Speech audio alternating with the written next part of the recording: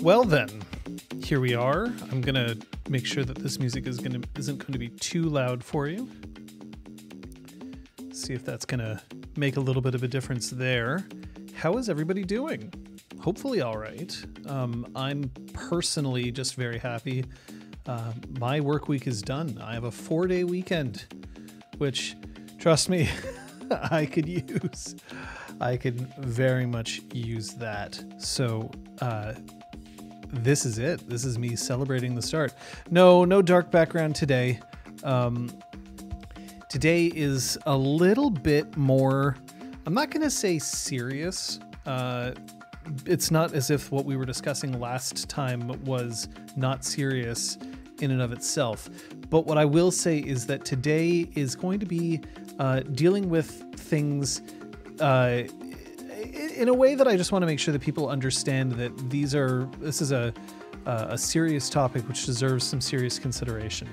As much fun as it is to break the ice, pull out the old bathrobe and the old, hey, rock pants, thanks for the boop. Pull out the old bathrobe, pull out the old champagne glass and the boudoir background. There is still a certain amount of seriousness when it comes to relationships and sex and in role playing, and we're going to see what we can do to have a look at that. We still have some of the questions that were asked last week still all queued up, and we'll get a chance to look into these things, to talk about it, find out what we can do for that. And of course, if I have covered something already and you're like, we've heard it, go on, move on, then that's fine and we can do that. Yeah, it's a 4-day weekend. Normally it's a 3-day weekend for Canadians, as Monday is our Thanksgiving celebration, which we do in October as opposed to November. But I am taking tomorrow off because I can, because I have things I got to do and people I got to see. So you boop it to Snooda if there is consent. Very well. You may boop this snoot. The snoot is here for your boops. So it helps for that.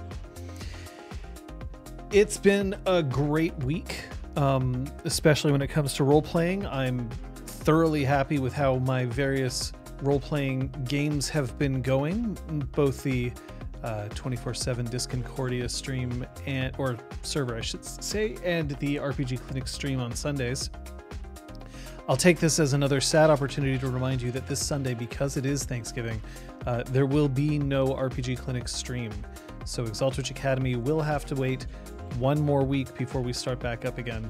And I'm still looking forward to it. I'm going to be sorry to be missing it. We hit almost every single Sunday, but this is the way. And we are not far from Wolfenoot, and may Wolfenoot bring you all kinds of treats, but only if you are nice to dogs. Here's the thing when it comes to sex and role-playing these days. As we covered the last time, I'm just going to go over it very briefly. There are a lot of different reasons why you may want to examine relationships and sex in your role-playing game, but none that I think are quite so important as just the reality that these are things that happen in the human condition.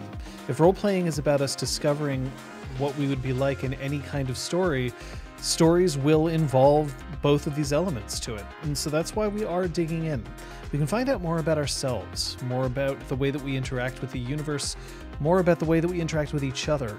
And all of that is possible through role-playing. So I will remind you that today we will be discussing sex and relationships in a rather frank manner. There may be some jokes.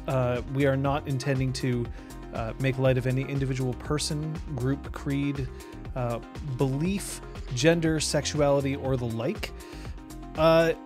But if this is a topic that you find difficult to listen about, or if you are perhaps a young child who would rather maintain their innocence about such things, I would recommend that this is the stream, or later on YouTube video, that you may not want to watch, because that's what we will be covering today for the most part.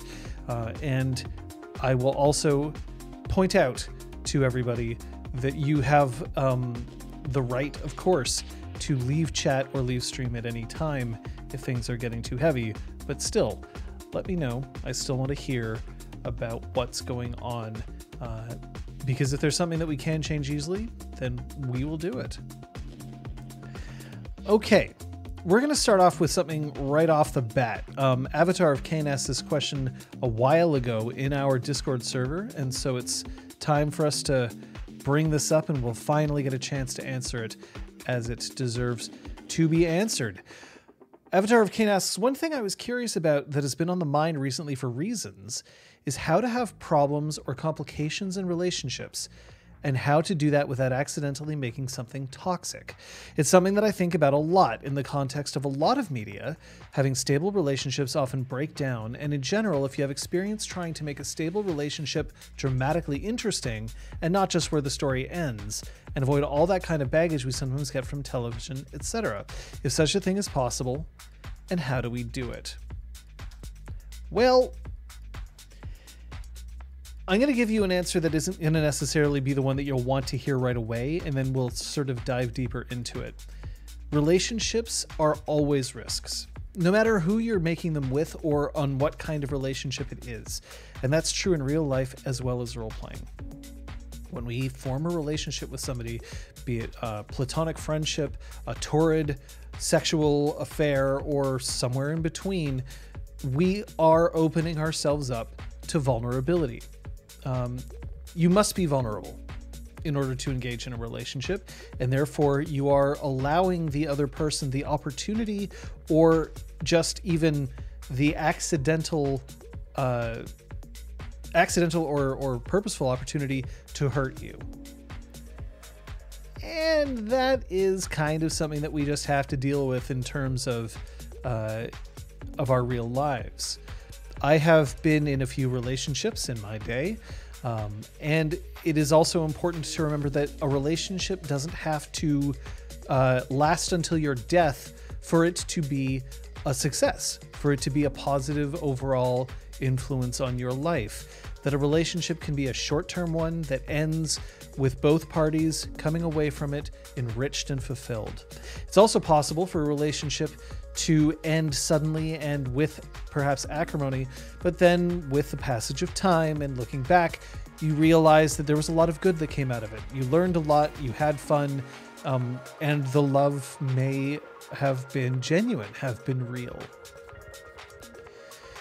But there are also relationships that end poorly, that end in a pool of toxicity. Perhaps it was unavoidable. Perhaps one or both of you weren't willing to put the work in. Maybe it was that you were never compatible in the first place, that you were trying to convince yourselves that everything was all right, or maybe an external factor came along and messed things up. This is possible as well. And it is possible, as in all love, to find yourself in a position where you are locked out of what you previously enjoyed in life. It isn't just a matter of looking at your partner and realizing that the relationship can never be the same. There are opportunities in which you will have to end contact with this person, or indeed with anyone who is associated with that person as well. One of my relationships, when it ended around at the same time as another few relationships in my friend circle at the time. This was my gaming group. This was the group that I ran LARPs with and the like. And when that relationship ended, I basically lost the entire friend group. And that was it. Now, at the time, was devastated over this. Today, I know that it was in fact the best, probably for me and for everyone else. Because the other thing, of course, I'll point out is that if you are meant to be friends with somebody, then you'll be friends with somebody. And it's all right also for friendships to come and go. All of this leading up to say that RPGs are the same way. If you let your character get into a relationship with another character, whether it's a storyteller character or whether it's another player character, you are opening yourself up to the risk that your character will get hurt. Sometimes this can be thrilling to play. I have seen some amazing scenes with people role-playing hurt and loss and betrayal in relationships. I've seen this happen as recently as yesterday in role playing, and it's always a great thing to see if everybody is consenting, having fun, enjoying, and learning about what they're doing. But that's not always going to be the case. There can absolutely be a time where a relationship will become toxic in character as well as out of character. And if that happens, you risk coming into a situation where the game itself could not support both of these characters. Might mean that one character has to leave. It may mean that the game itself will collapse. It's the risk that any role-playing decision you make can have. It doesn't have to be relationships. It doesn't have to be sex. You could decide to kill the bad guy that the storyteller has been pumping up for the past 20 episodes instead of listening to what they had to say, and then other players disagree with your decision to kill them. The party starts bickering about the nature of murder versus justice versus revenge, and the game falls apart. Anything you do can cause this to happen. And in relationships, this is exactly the same thing. Your character could get involved in a relationship with someone else that goes wrong. And because it goes wrong, you're now in a position where you can't fix it. Not even by retconning or discussing out of character, of metaing the problem. Because a meta game isn't necessarily always going to work. You will find that players will have deep-seated interest in maintaining what they consider their character's truth.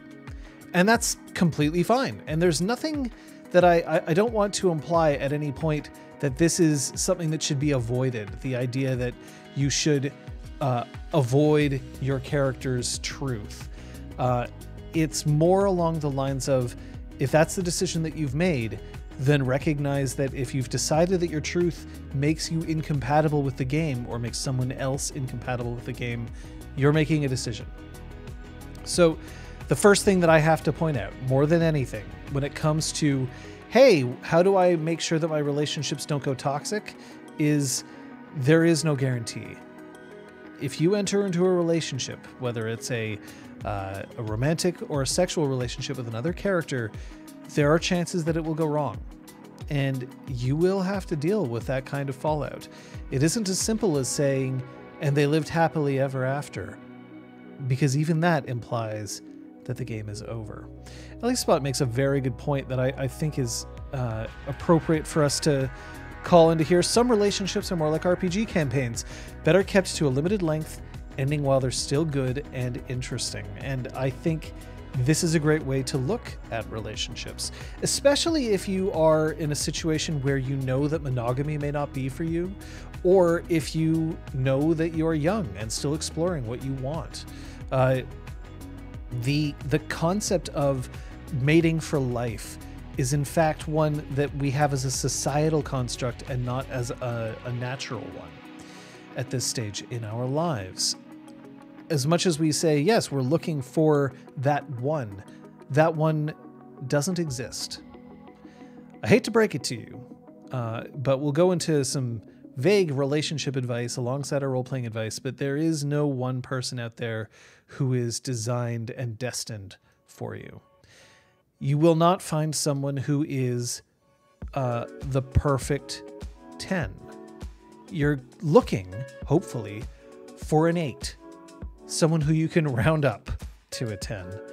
But even then, you may not find that person, or you may find that even though you found an 8, there is still a lot missing in that 2 that you still need in order to feel like you are fulfilled and happy in your life, which may mean that for some people, one relationship isn't going to be enough. And for some, it will be.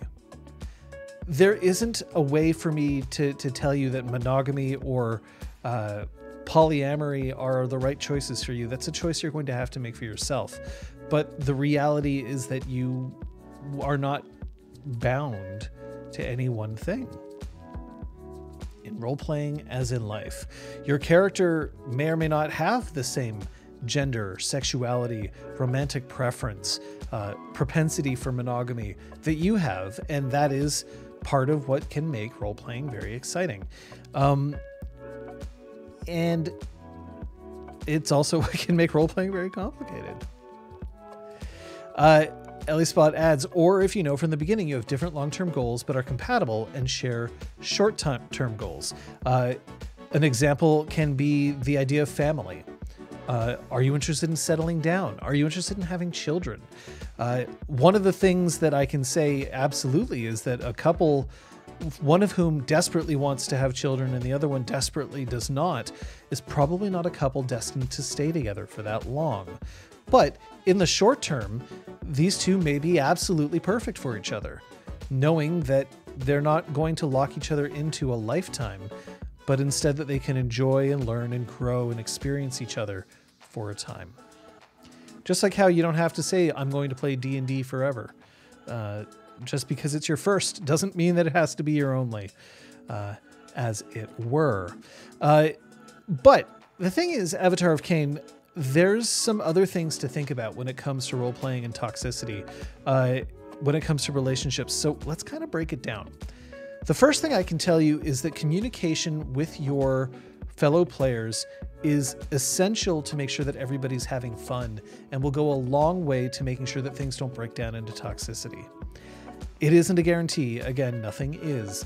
But if you're talking with the other player about what you expect from a relationship or what you enjoy about it or elements that you might want to steer clear from, you're more likely to get what you want. I am a huge proponent these days of actually telling people what you want instead of putting up with something, thinking that it is easier to remain silent than to speak up. The idea of saying, hey, there's something that you're doing which isn't my favorite. As long as you address it in a reasonable way, then that's kind of all you need. So here, I am just going to check here. This looks good. Okay. Excellent. Excellent. Excellent. Fantastic. I am just taking care of a dinner thing, which I am looking forward to when that ends up happening. That is all correct. Perfect. And done. Ha! There, you got to listen to me do some stupid shit. Hi. What's up? You're ready. All right. I'm going to finish this topic and then I'm going to bring the two of you in. So stay close. When we also think about relationships being toxic, again, speak to the other players, let them know what you want. If you can communicate with them well, you'll actually get what you want instead of having to put up with things. And if one of those things are, hey, in this relationship, can we steer clear of this and that? That's something that you can do. The next thing that I will tell you is that remember that in any relationship, there's in fact two things that you have to focus on. You have to focus on your partner's needs and you have to focus on your own. Nobody actually wants somebody who is utterly devoted to someone else to the exclusion of their own happiness. So make sure that you are both advocating for yourself and considering your partner. And the final thing that I'll say is that if you sense that your relationship is going to devolve into toxicity, remind yourself something very, very important here. This is a game. It is absolutely a game. And bleed is something that you have to acknowledge. You have to recognize that it is a possibility, that it is something that you will have to put up with, but it is not something that you have to give into. If I enter into a relationship with somebody and find out that the relationship is toxic or is failing, that doesn't mean that I also have to feel the same way about the player. I can point to examples in our games where relationships go wrong, where they end. Sometimes they end just fine, and sometimes they end with stabbing. But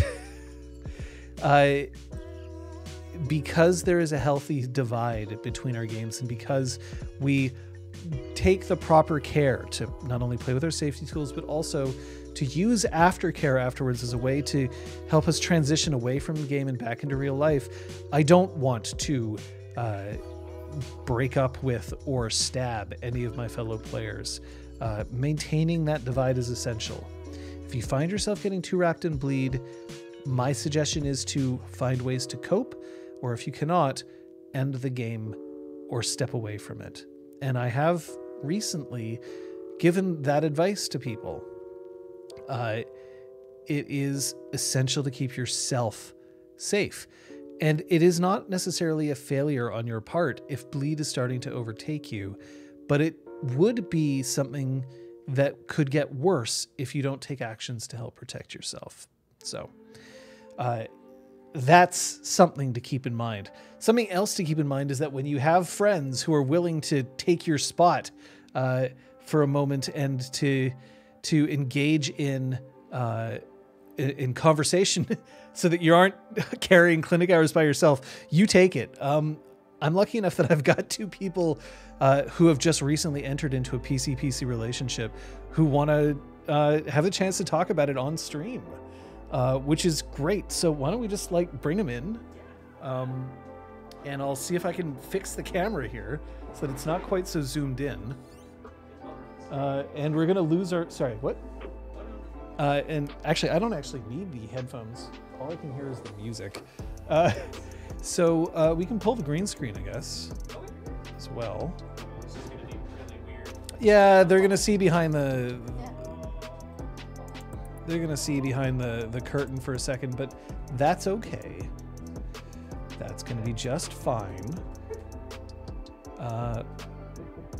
But we're gonna put ourselves in a position where we can bring in the crew. We all gonna play. Oh, yeah, that's perfect. I think I just need to tilt it. Hello. Yeah, we'll tilt the camera a bit. Okay. Let's see if that's. Can people hear us? Let's. Hi, everybody. Thanks for having us on. Yeah, there is a room behind me, believe it or Yeah. not. You're and just gonna have to read all the questions to me because I don't have my glasses. it also makes things very strange that I'm in scrubs and Normal clothes. We're in, like, normal I didn't clothes, bring yeah. my. I didn't bring my coat. doctor. Your The doctor. That's okay. It's a Kate's coat. Oh my god, it's all happening. Hello. I mean, there's the Changeling books. They're behind Scott. Ooh, I could drape them fetchingly across my midsection. No, What? that's what I did. Ah, yes, it's true. It's very true. Liz is busy. Busy. Getting busy. You mean? She's busy getting busy. Yes. Yeah, clearly. It yeah. is. It is a gathering. We are lucky enough to have Scott and Kate from Art. Oh wait, I haven't finished doing this. We're gonna figure it out. Let's get this bigger on screen. Here we go. Liz has been behaving herself in a library. Yes. And being asked about music volume as well. Oh, is music a bit loud? Because we can probably dip that down. TH. Whoop. Now that I'm on and I'm quiet. Hello.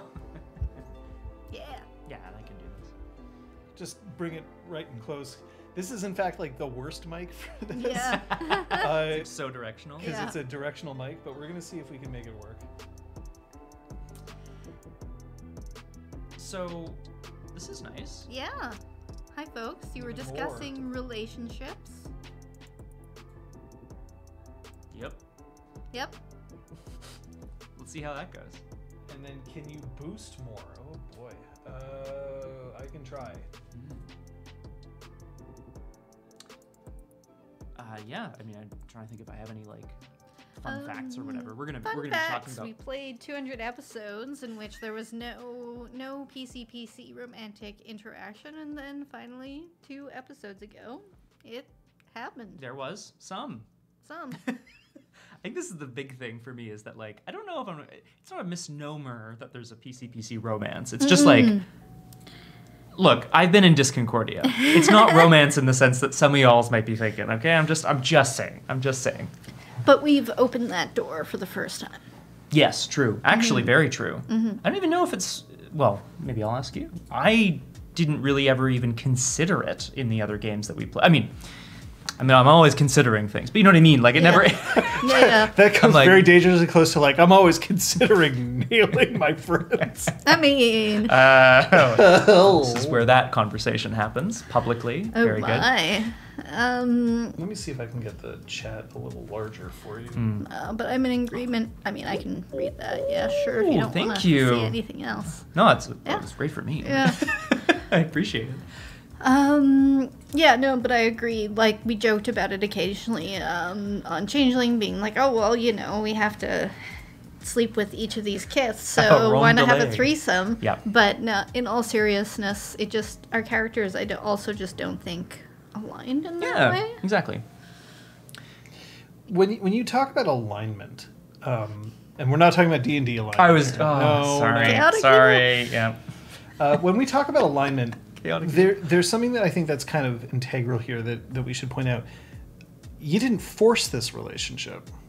No? No, very much not. No, what? So No. then what made you think that it was time to start? I mean, I can speak for myself. Yeah, I'd sure. love to hear Go what you have for to it. say as well, and I hope it doesn't like influence anything here. I felt like it. Felt like it was time because my character is on a. This is entertaining. My character's on a journey of discovery, as all characters are. But because he's like essentially a hormonal teen or a young adult, the journey that he's on is through.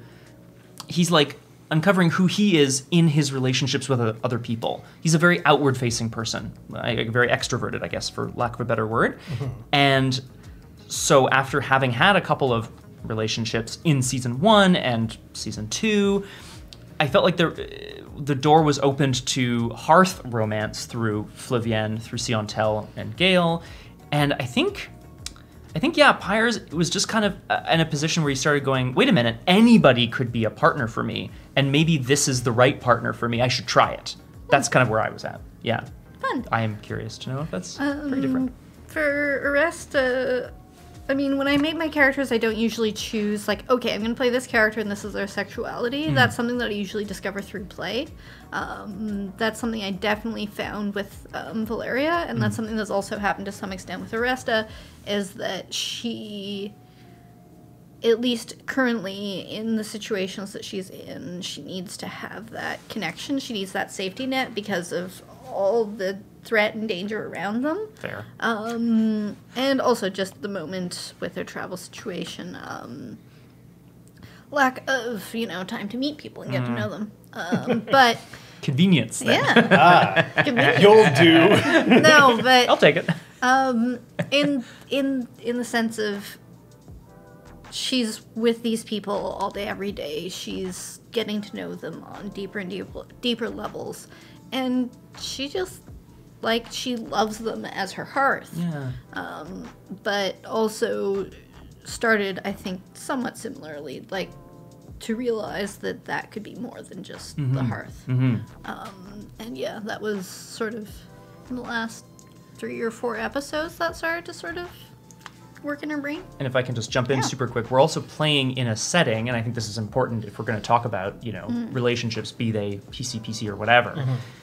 We're also playing in a setting where there's certain expectations around relationships, right? Like, I know not every game is like that, but, I think the lore of the Dragon-Blooded Exalts is that they are to be married off for political reasons, and to produce children and to continue, et cetera. Yeah. It's like a very particular world that they find themselves in, and they are essentially shopped around by their parents. It's a thing. And so within that context, we're all discovering what we might want if we had a choice. Maybe we do have a choice. I don't know. Well, yeah, to expand a bit on that lore, it's known that there are romantic relationships and that you may be in a marriage, but have relationships with others as long as you, publicly speaking, acknowledge the marriage, respect it, and don't screw things up for your house. It's still okay to have those romantic encounters. But I also feel like maybe part of what seeded that thought regarding Pyres for Resta was you'll be part of the family now. And she's like, are you marrying me to him? And then she was like, I feel like there might have been a time where her brain went like down that path. What would that future be? Yeah. Actually, that's a really good point. I think I had that similar sort of starting point as well. It's interesting. But the interesting thing that I'm seeing, based on this conversation that the two of you are having, is that you're basing all of this on in-character stuff. Mm-hmm. Yeah. Now, was there any part of you that was like, I, Kate, or I, Scott, think this would be interesting to examine, so I'll nudge my character in that direction? I can say the opposite, in that I didn't have an instinct that said, no, I shouldn't do this because of whatever. Yeah, I tend to agree. I think, look, to say that, like, I'm a role player and therefore I'm completely immersed in my character and things from outside of the world of the game can't influence in the game, it's not true for me. And I would argue that it's a little dangerous, actually, to sort of have that mentality, to be that deep into the game and the world of it. So yeah, there's always a meta level going, okay, well, is this going to be a problem? Do we need to flag this for any reason? And I also saw no reason to not pursue it, to like see where it goes. Right. Because I think that's essential to sort of acknowledge here that you brought up the point of acting, and we've seen actors who just dive way too deep, and they're horrible to work with. They're not fun, right? Fair. And you've dealt with them in your professional capacities as well. Yeah. It sucks. It really sucks. I don't want to imply that if you as a player think this would be interesting, I would like to go for it, that's somehow wrong. No. Because it's not. In much the same way that when you're making your character, you're making those decisions all the time. That is true. I think it'd be interesting if I knew how to fire a bow, if I knew how to rile up a crowd, if I knew how to sail a ship, if I knew how to... But then we also make choices about our backstory. I think it'd be interesting if I had, wealthy parents who didn't care about me, or if I grew up in a war-torn area. So you're already making these choices about your characters. It's fine to start nudging things. But I think the essential thing, the reason why this relationship is interesting, is that you have it supported, and that you haven't just made an arbitrary choice. Because that arbitrary choice, it could work out, but it has a lot more likelihood of just either falling completely flat, in which case, whatever. But it also could potentially go very wrong. Yeah. And I'm not talking about relationship drama, will be fun, but more like, yeah, we made this choice and I guess we're married now. Oh. I mean, that's not a problem. It could be drama. Like, we could deal with that too. This large chat hasn't been scrolling for us. Yeah. I won't shower after for a month of filming. Yeah. I'm playing Shrek. No, well, you have to check your shelf before you Shrek yourself. Shelf. Yeah. No. Still like it. It's hard, I think, to arbitrarily say, yep, we're in a relationship now, because there's so much that goes into a relationship. Yeah, exactly. And if you don't have that, then what you're essentially saying is love at first sight, which is already a little bit like, sometimes it does work out. Oftentimes it does not. For all those stories that we hear of, like, we went out on one date and then I asked her to marry me and we got married that day and now it's 50 years later and we're both happy. It can absolutely happen. Sure. Most of the time it would not. Because you don't tend to hear about the ones where it's like, oh God, what have I done with my life? Yeah. And in much the same way, if you just arbitrarily decide, yes, this is the relationship that I want and this is how it's going to go, it won't necessarily work. Mm-hmm. Yeah. I would say something that's been important over the last couple of weeks, personally, is the use of checking in and safety tools, because, like, it's not that I wouldn't check in with you. We have established a history of of characters Yes. who are okay Of romancing each other. characters. Of characters, yeah. Characters. Yeah, that's the history that we've established. Right. Kate and I have not established that history before, No. right? Like it's Yeah. and so it's important to be. I feel it's important to be checking in often. Yeah, and also something that we highlighted the day that it happened, but also that I'm going to bring up again here is that we haven't had, like, if it was you and Liz, it'd be like, okay, well, you're dating in real life, so sorry, universe, I'm just letting that out of the bag. So there's that cross of that relationship that also out of character, because I've known people who would be like, oh, well, if I see my husband hit on someone, even though he's the DM, I wouldn't be comfortable. And that's totally fine. That's totally fair for you and your table, but our table didn't have that. But it's still crossing a threshold that hadn't been crossed.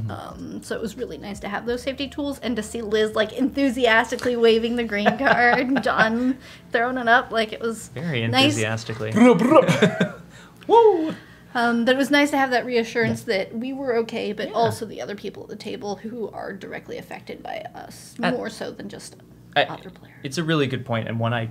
It's not that I hadn't considered it, but like I think it's important to consider that it's not just the people in the relationship that need to be okay with the relationship. Like, if other people at the table are uncomfortable for reasons that are not in game, I don't think I'm uncomfortable with it for whatever reason. Yeah, that should be flagged, and maybe that's going to be something that needs to be addressed. Because maybe other people don't feel that it's reasonable or whatever. I mean, like, it doesn't matter. But you would address it in that moment. But you're also still able to check in with each other. Yeah. And things can change. I mean, I have very distinct memories of being told, hey, so I know this is going to happen, and I guess I'm okay with it, but all right.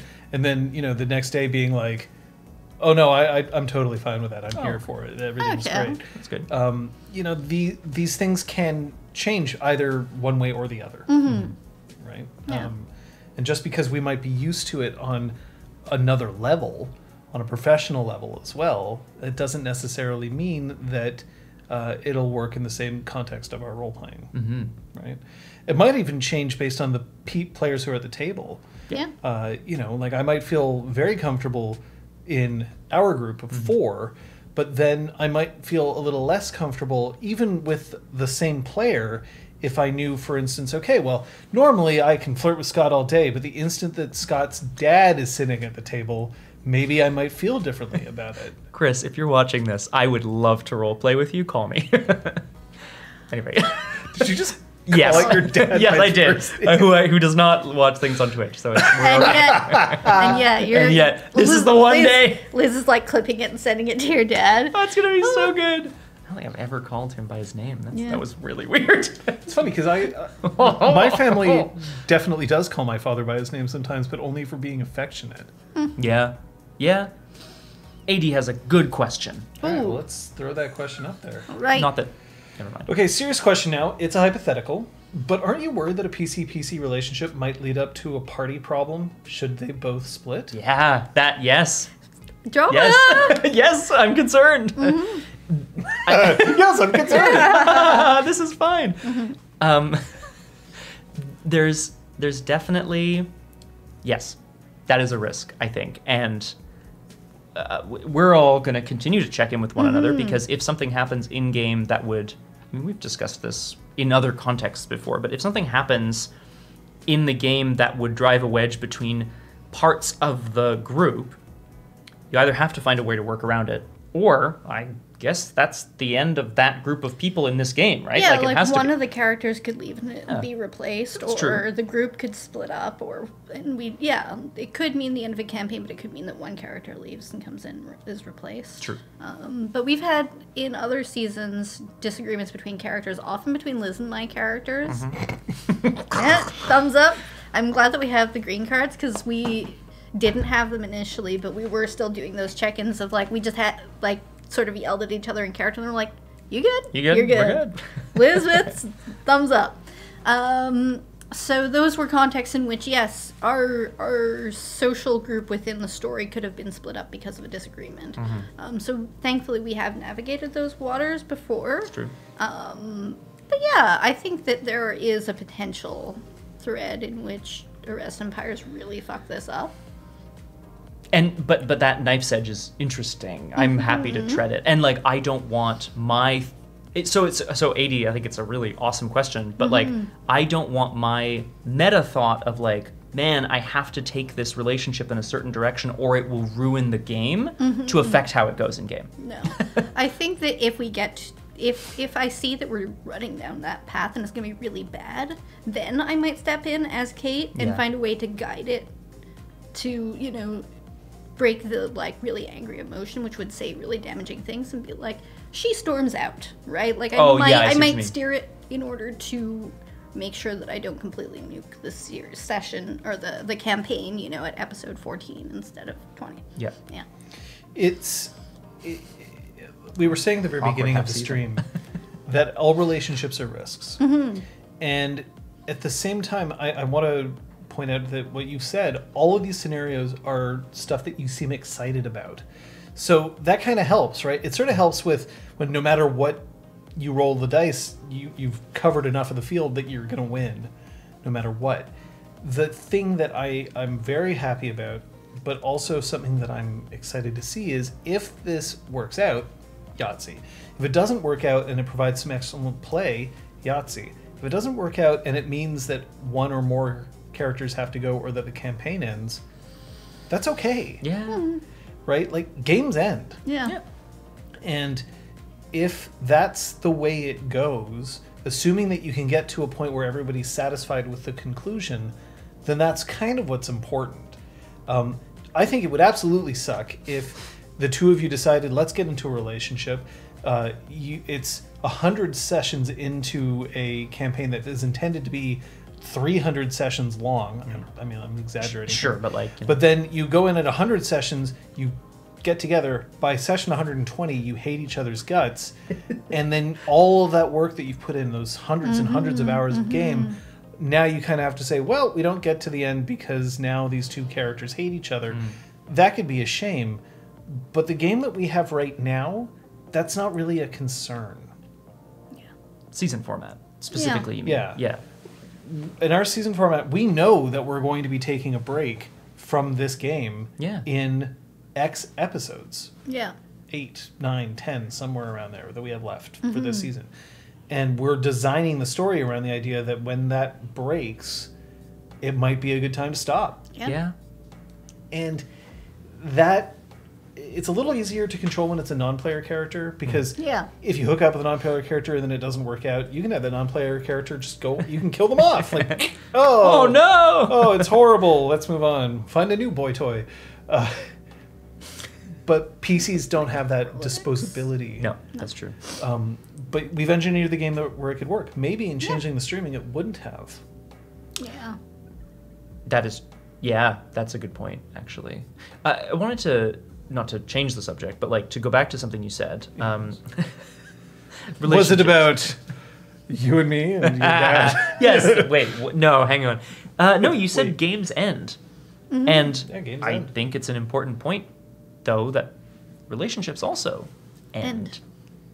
Now, I mean, I think for most people, the ideal end to a relationship is, anyway, it's a forever relationship, is what I'm saying. But if the goal of everybody at the table is to have fun, and two PCs enter into a relationship with the goal of... God damn it, Liz! No! Yeah. Oh, boy. Look at that. Look at that image. Wow. What's happening? That's... I know where that image was taken. That's Elizabeth Aniel, folks. If the goal is to enter into a relationship with the intention of having fun and telling a good story, then if a relationship ends in any number of ways, then that's part of the story and that's the fun of exploring it. And like, I think that's a great thing. Sorry, you've said this before, maybe not on Clinic Hours, but the idea of like, just because you were in a relationship and it didn't work out doesn't mean you're a bad person, doesn't mean your life's ruined, doesn't mean you wasted your time. It's part of... necessarily. It's part of... It was the first 5 minutes of this stream. Yeah. Oh, good. Perfect. Okay, great. Recap. But Quick recap. it's a recap because, people come in. Yeah. People tune in later on. And I feel like we've had conflicts with NPCs in game, like in our relationships, even within the games. We've had those and we've navigated them. So we also have that track record that we at least, like, we know at the table that there is capability of having arguments, not seeing each other for a month in game, and then like figuring out how to talk to each other, or just like going away and coming back 2 seconds later and being like, no, you know what? We can fix this. Like, with swords. I mean, maybe that's how fight. they'd settle it, right? It's very possible. I don't know what would happen between them that would cause them to fight. But Sophia and Incisor. Great. Sophia and Incisor Great, yeah. was a relationship that at one point Incisor made it absolutely clear what she wanted. Sophia did not want to give that, and the relationship ended. And if I remember correctly, Liz said quite recently, it's too bad that couldn't have just continued, that they couldn't have just, but it was not gonna happen. Can I say I'm glad that Incisor wasn't a PC, because we're talking PC relationships, like, and I don't mean that as any insult to the character or your performance. Like, it's just that if oh my god, like, that's a great example for me. Okay, let's say those are 2 PCs. Liz is playing Sophia, you're playing Incisor in the game, Right. only for some reason. Yeah. Anyway, Okay, that's fine. and that relationship started, and then that's where it got to. They were able to like find their footing again afterwards as characters. Yeah. So we didn't see Incisor that much, I think, Yeah. is maybe the difference here. Yeah. We see the PCs All essentially the every time. session. Yeah. Yeah. Well, it's one of the Hopefully. issues that we've had during the pandemic, right? Brr.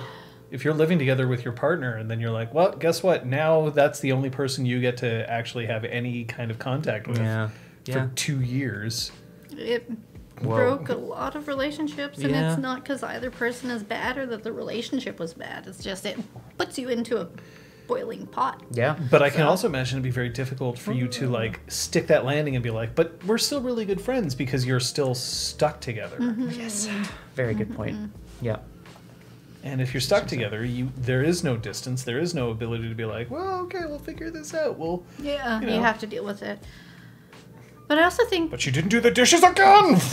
in this context that we're setting up between Oresa and Pyres, they also aren't like, oh, we're going to be together and it's going to be monogamous. We're going to be like true hearts and like together forever. Oh no, Pyres is I like... couldn't do it. I was like, I'm sorry, we're not setting that up. And so I think there's also that if both were coming in and they were like, madly in love right away, planning their lives together, everything was going to be perfect, and then something went wrong, it would be much more disastrous than people that are like not even sure what they're doing going into it. Yeah. So I think there's more room for negotiation and more awareness that it could go wrong, even as the characters. Yeah, that's a good point. I wouldn't want to tell anyone like how to play the thing. It's just No. Really, that's what I do every fucking Thursday. it's no, but like Wait. going back to what you said, John, about like the idea of love at first sight or whatever. If you sit down at your table and you're like, today I'm gonna date that PC over there, and the other player's like, yeah, we're gonna date, like we're gonna get into a relationship today. If you set that expectation, you might then have to make it happen in game, and then all of a sudden, I'm not saying that you shouldn't do that. It's just like, if the reasons for doing something are arbitrary, the reasons for it falling apart might also just be as arbitrary. Yeah. But you also run into a problem where you might end up resenting the game itself. Yeah. Which is, oh, I agree that this relationship would work. And I've seen players do this where they move heaven and earth to make the relationship work at the expense of their enjoyment of the character. What's the point? Your character really wants monogamy? Well, I didn't really want monogamy, but okay, well, my character's going to be monogamous too then, because that's what we want. Oh, your character wants like sex every day. Well, I wasn't sure that my character was going to want that, but like, no, okay, my character's a horn dog all the time, 24/7. Okay. Let's go. But the character slips away from you. Yeah. Because all you're doing is making all the compromises to make the relationship work instead of you actually enjoying the game. And that's probably, to me, one of the worst possible outcomes you can find. You're making me think, John, of something that's really interesting. Of what which I is- do all the time in your games. Of what I do. Yeah, exactly. No, you're making me think of something which is really interesting, is that in a relationship, two people get together and then develop because human beings change. Spoiler alert. Yeah, there's hair where there was no hair before. Right, exactly. Exactly. I used to be a Jorik, and now I'm a Braum. Hi. Scott Humphrey, ask me anything. AMA. AMA. Scott Humphrey, Braum, Unchanged the But, like, and that's sort of part, so relationships end because sometimes people grow in a direction that takes them apart from each other. And relationships get strained and whatever, it's fine. Right. In a game, you don't have to stay with somebody for the same reasons that you might have to in real life. Do you know what I mean? Financial. Family obligations. Yeah. Children, I mean. Religious obligations. Sure. There's no... And therefore... Well, and also the other point I was going to make, which I think is interesting, is like, yeah, our characters are growing and changing all the time, but you come into a game with a pretty realized sense of who you are. Whereas I think in real life, our sense of who we are changes. Mm-hmm. Maybe it's a bit more fluid from day to day. I don't know. Oh, that's so interesting. The idea of like, I'm going to make, like, I know who these two little dolls are, and now they're going to be in a relationship. But this person wouldn't do this in the relationship. Well, they don't have to be in the relationship. Yeah. Why would you do that to yourself, right? Yeah. As opposed to real life where maybe you have to for some reason. Or it would be difficult to, anyway, it'd be difficult otherwise. It's a big ramble. I'm just, I see nodding out of the corner of my head. I'm like, what? Mm-hmm. Have you ever found yourself in a situation where you're playing where you were compromising the character in order to satisfy the group? Do you mean romantically or like in general? Anytime. Just in general? I don't think so. I mean, I think there's the general awareness of, okay, well, there are these 50 scenes that I could spend doing my own, like, self-indulgent thing. But there are other people at the table and other things to get done, so I don't need to play out the entirety of blah. So Right. those are quote-unquote compromises, but never in, like, a... I don't think I've ever really steered my character in such a conscious way. I'm sure there are, between sessions I think about the game to some extent, and I may make decisions as Kate and then sit down at the table and those decisions factor into whatever happens. But I Make Scott cry. Hey, you got my list. I was like, that's going on my list. But yeah, I don't feel like I've been sitting there and I'm like, no, I am not going to do this because this is not good for the game. So like, I'm opening this up to your entire role-playing experience, not just the experience here. I don't know. I Kate had... starts having flashbacks, like... No, I that may have been part of why I leaned towards chaotic neutral, so that I was always able to do whatever the fuck I wanted. But I was like, okay, I don't agree with your character, so I'm just gonna like hit you with bashing damage, the equivalent sort of thing, right? Just like, you're bad. I'm trying to think of a facet of my character that isn't flexible enough to accommodate a table. Right? Like, sorry. That, well, no. Word, are we still doing phrasing? Phrasing. Like, I'm thinking of the only sort of like, only couple of big games I've ever played in where I think it's a bit more reasonable to take actions that might piss other people off because you don't have to sit at the same table with the same people week after week. Well, you've made some decisions in game, both of you, at least in the games that I've been a part of, which have been world altering. Yes. Like, that blows the things the fuck up. Yeah, that's fair. And not even like at the conclusion of a campaign, mid-campaign, being like, sure, yeah, I do this. And everyone else is like, what? Whoa. Yeah. It's true. Relationships can kind of be that at the same time. Like, whilst do you think Liz and I were just like, right? It was, but like that's potentially, I mean, as mentioned earlier on, where was it here? Right. So Adi Sassery mentions that sometimes you can run into a situation where a relationship ending can be like a character death. But at least in terms of the story, a relationship ends, a character leaves. Yeah. In a television show, this happens all the time. Oh, yeah. Right? Main character gets a boyfriend. The boyfriend's like, great. Then they break up. The boyfriend leaves the cast. Whoops. Right? Well, they don't hang out anymore, yeah. Yeah. There is a certain amount of... Unless it's Buffy. Sure. Whoops. Great answer. Actually, There is a certain amount of getting together as PCs that is a world changing event, even if it's not necessarily a like creation changing event or realm changing event. It's a big deal in the game. It's a huge seismic shift. Yeah. But you feel confident enough to do that. Well, it's. I mean, as I think we've already kind of said, and I just want to reiterate, like, it sounds like we're both interested in any of the outcomes that might happen. So there's like a risk sense that feels so. In terms of world altering, there's a bit of a risk built into it, and like that's cool because we can see where it goes.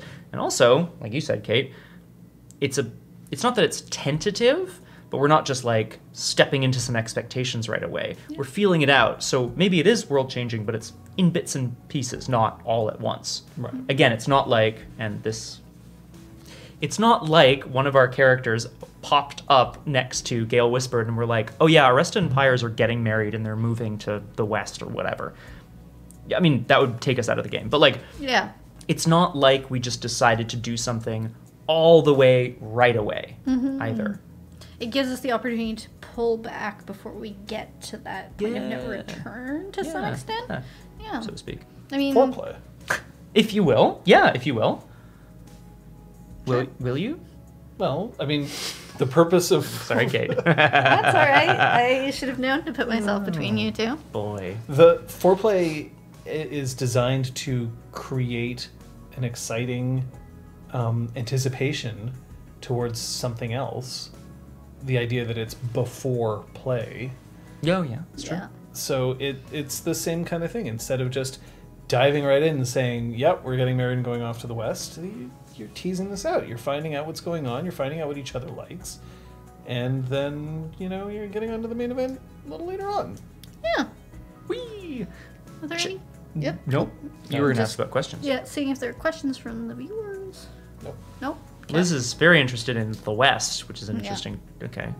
Look, I like the West in creation, okay? Just, like, sue me, whatever. I like island adventures. It's... It's just Pyres sipping Mai Tais and solving mysteries. I mean, don't tell me you wouldn't watch that. Yeah, lots of checking in. We're both open to... I don't think either of us are going into this with a sense of like... oh, I sure hope this works out, or else the game is ruined and my fun is ruined. That's like the worst. That's like the worst thing in the world. Andy Sassery says, I mean, in-game relationships, like IRL relationships and real-life relationships, take time to realize, months, years. Even the won't they, won't they, cheeky flirting phase could take a while. It's true. Very true. Yeah. But it doesn't always have to. And part of that is because these games are fantasies. Yes. Yeah, we're allowed to make big decisions all at once if we want to. And I feel like we've done that with PC and PC interactions often. We just go for it in a certain extent, depending on the scene and the character and the NPC and all of that. I think there are times where we don't warm up to it the way that we're trying to do here. Yeah. And some of that may be our meta knowledge of, the greater stakes of fucking it up. The greater stakes. No, but it's true. You make a good point. Like, as we've already said, it's not... If you flirt with an NPC, or just go for it with an NPC, I mean, hopefully they're not story critical, but I also feel like, John, you're not the kind of storyteller who's like, well, like, this is the story critical NPC, and, like, now they don't want to be around you, and so I guess you don't have a plot anymore. Fuck you. Like, you don't strike That's not me... really my jam. Not your style, no. Yeah. Whereas if somehow one of us did something so egregious to hurt the other that they're like, well, I'm never coming back, like, that would be problematic. Yeah. I don't know if you'd be, like, at a disadvantage in fights if Pyres left, but we definitely, if Arresta left, we'd be at a big disadvantage in fights, so please don't your do blood sponge. Blood sponge! It's okay. I just come back with Secret project. Stario, the other Earth aspect. Stario! Male this time. I am not Arresta. Stario! Stario reminds I me will of... soak up wounds for you, though. Oh, Yeah. I love it.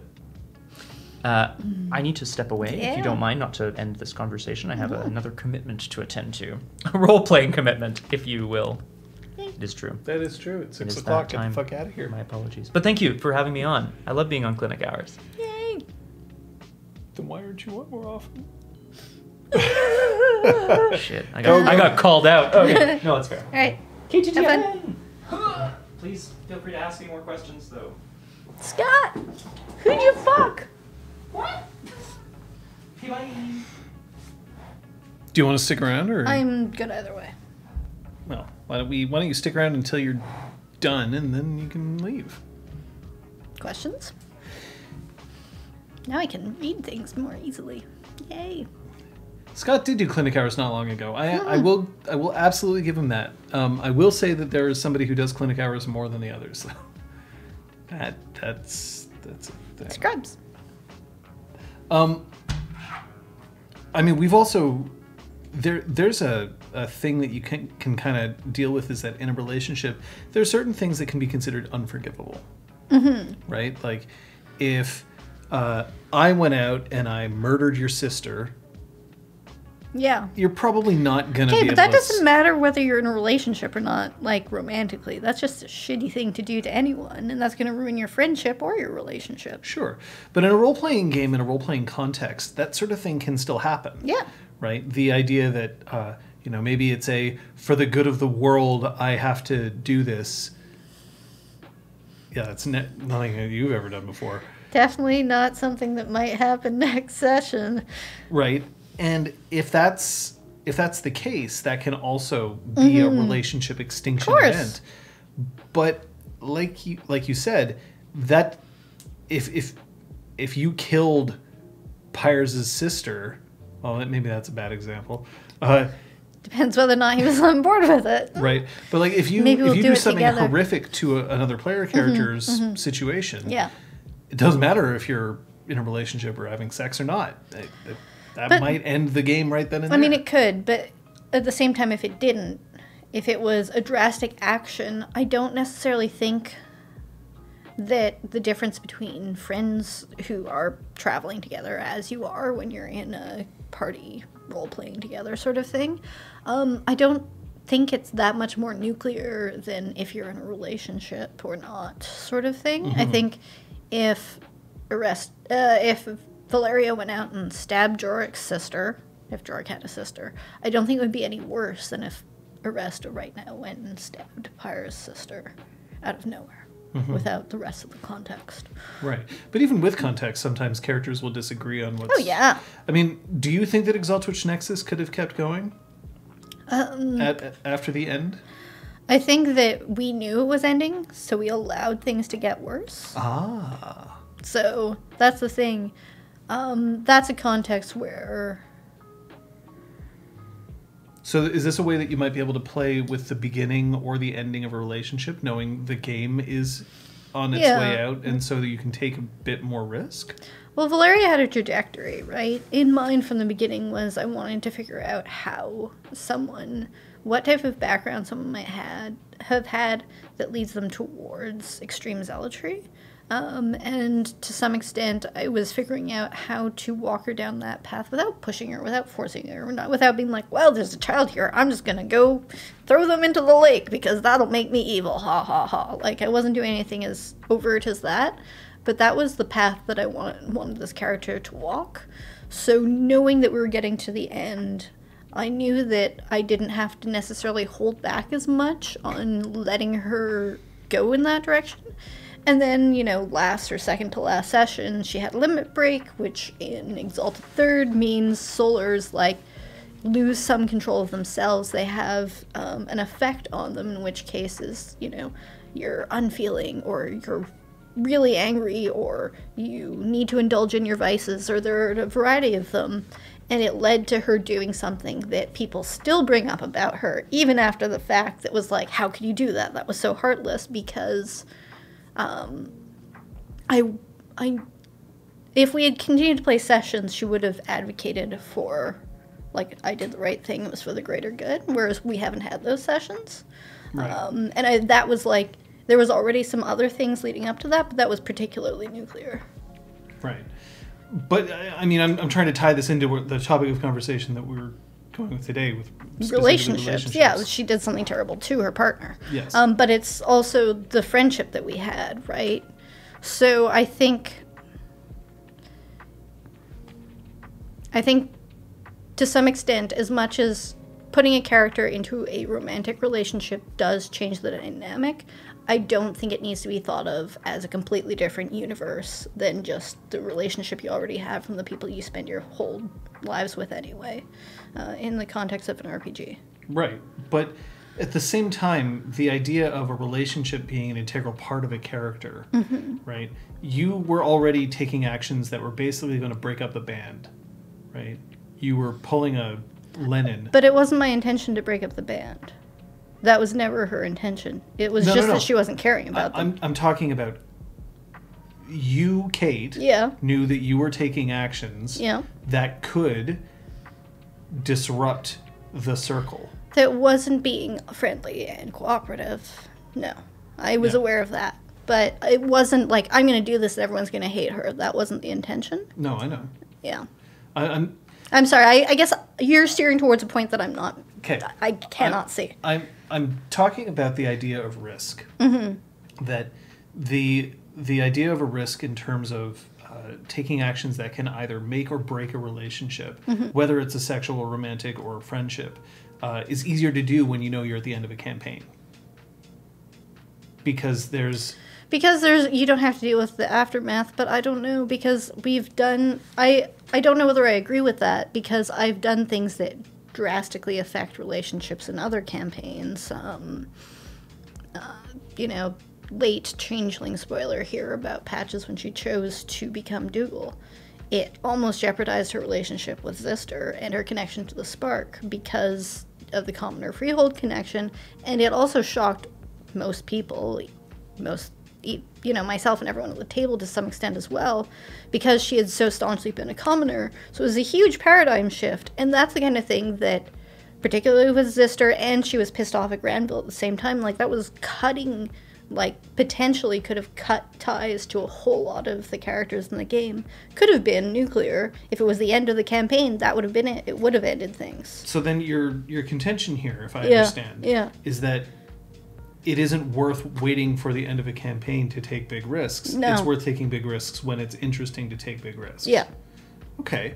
And, pulling back to the original topic of the stream, does that mean that you wouldn't necessarily hesitate to make big leaps in terms of entering into a romantic or sexual relationship with a character, specifically even a player character, basically saying it's better to take the risk and see what might happen as long than as not. It's interesting to the story. Yeah. Okay. Yeah.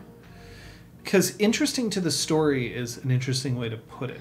Because, if I just wanted to, make out with Liz's character because I thought that would be funny, that's not really, that's not of value, or because I thought it would have shock factor, or because it was a risk, right? Because Gale has never given any indication of interest in anything other than Gateway and then eventually Siantel, right?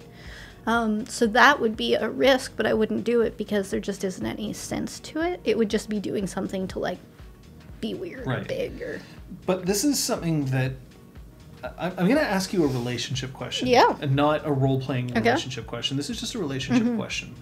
Would you ever consider, if you were attracted to, say, a really good friend of yours, like a best friend, would you ever consider taking that step and saying, I know that we have a great friendship, but I want to... I've basically exclusively dated friends. I've dated a lot of people, but they've mostly been people that I've had friendships with first, so I've taken that risk. And has that worked out? I don't know. And that's the stream, folks. Dude. I know some people are like, oh, don't risk the relationship. What if it goes bad? And I think that it really depends on the context and what it is that's driving you towards this relationship, because it can be dumb and dangerous if you're just like, oh, well, they're really hot, so it would be really cool if I had sex with them because I think it would be fun. But, you aren't actually interested in the rest of the romantic relationship. you need to like navigate it and communicate with them. You're like, okay, I just want to stay friends, but I also want to have sex with you. Okay, great, you're friends with benefits. But if that's actually what you want, but you don't realize it and you try to force it into a romantic relationship, then yeah, you might ruin the friendship. But you might have a great time anyway and, you know, have a better life experience for it. Take risks. Yeah, in my But be experience, safe. that's exactly it. In my experience, you're better off taking risks. And especially in the context of a role-playing game wherein it's not real and you're in it for the story, taking risks, yes, you may end up making a mess of the game, but it's just a game. And if you don't take risks in a game, you're not realizing the full potential of what you could be getting out of that game. Yeah. So in much the same way that normally if somebody said, I think I'm in love with my best friend, and I'd be like, then you should go for it. Assuming, of course, A, are you actually in love, or is it just like hormones? Is your best friend like married with children and perfectly happy, and there's no reason for you to try to bust that up? That kind of, like, there's other things to examine. In much the same way that also in a role-playing game, I wouldn't be like, all right, well, I'm going to try to do this in the game, and yet everyone else in the game is like, this is a murder mystery game, and all you're trying to do is like, you know, have sex. Yeah. Like, that would be weird. But taking risks in a game is worth That's it. the point, right? Yeah. Like, to me, that's the point, is to do something interesting. Otherwise, you know, paint by numbers or connect the dots, which is fine and soothing and whatever. But to me, the fun is from the risk and the discovery. So Ellie's got a Yeah. personal question. Are we ready for a Personal question? Yes. All right, I let's think go- let's go Ellie for a Spot has personal earned question. a personal question from us. Kate and John, while you're on, if it isn't a too personal question, do you find it easier or harder to roleplay relationships when you're in a relationship out of character? I spoke to my wife about this today, and we concluded that we rarely engage in emotional play against each other, preferring to play more against other characters. Many reasons, but one thing is there are just a lot of out-of-character dynamics, which is a bit distracting. Which answers first? I'm going to let you go Okay. first.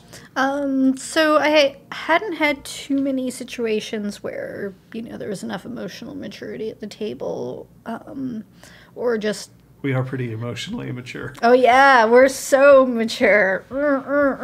Yeah, grown-ups. Not. But that, or there were just, you know, social dynamics at the table and stuff that wouldn't necessarily allow for the exploration of relationships. So I didn't have too many experiences of that beforehand. The only one I did was handled very nicely, but it was also basically more of a, like, D&D wise, it was more of a downtime action type relationship. I wasn't in a relationship with someone at the table, and it wasn't. To be clear, this like is a- you playing before we were in a relationship. Before we were in a relationship, and completely we separately weren't playing from in the this. same table. No. Okay. But just answering outside of playing. So this is the context that I have when it wasn't my partner who was playing this character. And they weren't like a recurring NPC or anything. It was nice. It worked well. And I don't think that made it weird or different or difficult because they were also playing other people's partners. I think if I was singled out by a storyteller and my character got a relationship and no one else did, there might be some concerns there. But it really depends on the table dynamic. Not everybody's interested in relationships. Because to me, that might signal that it is the player or ST who's trying to use this as a tool. Whereas if they're playing with multiple people, personally, I'm not bothered by it. And I think that's somewhat about how it works with you at our table, is that you were in a relationship with Liz's character first at the beginning of Exalt Witch Nexus. So it wasn't, you know, okay, well, you know, session 2, you know, the two people who are in a relationship are going to start getting it on in character. Like, it was already established as a thing that exists in the world. Kind of like the equivalent of hanging out with your friends, but having public displays of affection all the time. It kind of excludes everyone being like, oh yeah, no, we're all hanging out, but I'm also going to just mac on my partner for a little bit. Yeah. Might make it a little weird. Maybe. And just to focus more to the specifics of the question, I I like how you play your NPCs and the way that I see you interact as these NPCs with the other players. Like, I'm taking half seconds over Zeron and Eyes of Light and Kyoko and, like, all these other characters that my character isn't dating or potentially not even interested in. I'm sure several of you have heard me bemoan the fact that Patches was straight so that I, Kate, couldn't hook up with the female characters. I mean, I, Kate, through my character, right? Like, I couldn't find ways to explore that character in a romantic context. Thankfully, there were 2 other people at the table who could. So I personally haven't had issues, whether it be my partner or not. But I think that I've been fortunate in that I've been at tables and with people that know how to check in and make sure that this is good and comfortable and safe. So I have my own answer. I did want to ask you Yeah. one thing. When people describe the great romances in RPG Clinic history, do you think that they're talking about romances of your characters or not? I mean, I feel like there are people talk about the relationships. I don't know whether they were romances per se, but they were relationships because Patches didn't have like a true like romantic romance. partner.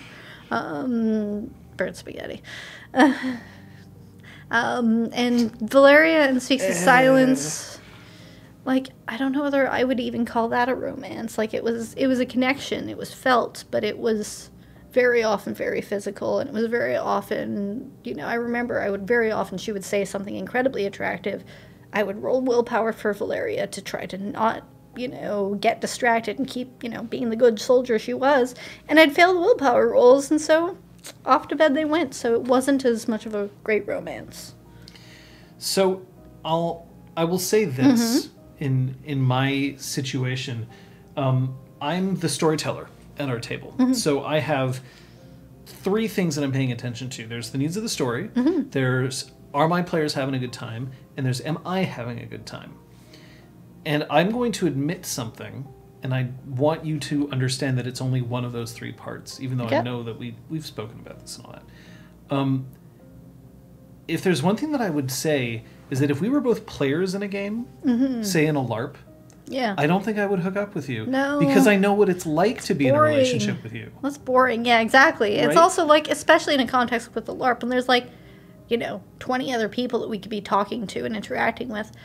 Like, sorry, it's been 18 months of pandemic. I can spend a couple of hours not interacting with you. If if you brought this up when you were living in another country for a while, maybe I would have been like, no, I want to be in a relationship with your character because I get to see you for 1 week every 6 months.